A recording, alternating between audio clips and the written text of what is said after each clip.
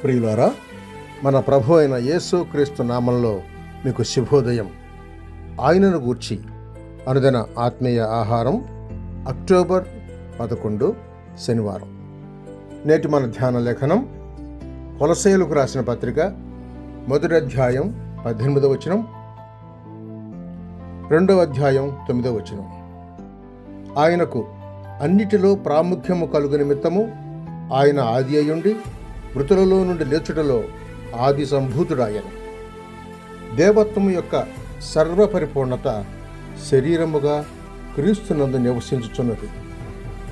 వ్యాఖ్యాన అంశం ఆయన పాపరహిత మానవత్వం 6వ భాగం.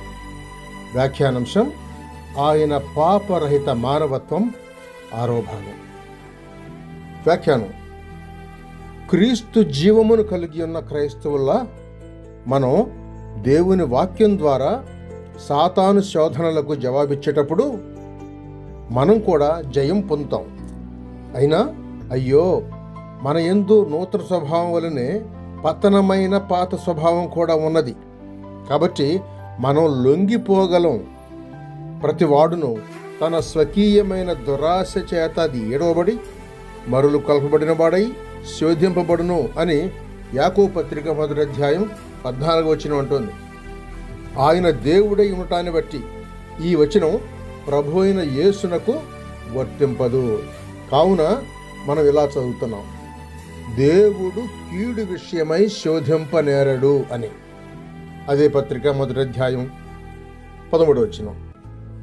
నా ఇష్టం కాదు, నీ చిత్తమే సిద్ధించునుగాక అని లూకాసు వార్త 22:42 వచనంలో గెత్సెమనే తోటలో ప్రభు అయిన యేసు తన తండ్రితో చెప్పిన సంగతిని కొందరు ఎత్తి చూపవచ్చు. అయితే దాని వాస్తవమైన వెలుగులో చూడగలిగినప్పుడు అదెంతో ప్రశస్తమైన విషయం.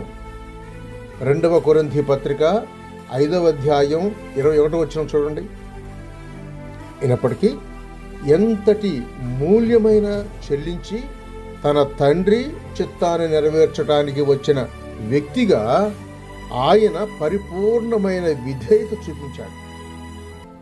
పాపం అనేది తన పరిశుద్ధ చిత్తానికి ఎంతో విరోధమైంది.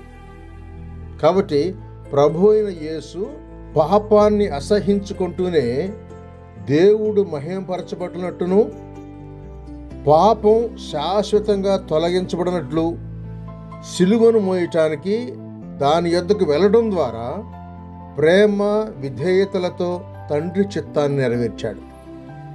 అంటే ప్రేమ వెలుగులు వాటి సమస్త వైభవంతో వెలుగుందునట్లుగా ప్రభువు విధేయత చూపాడు. సశేషం 7వ భాగం రేపటి సంచికలో. శుభములతో వందనాలు.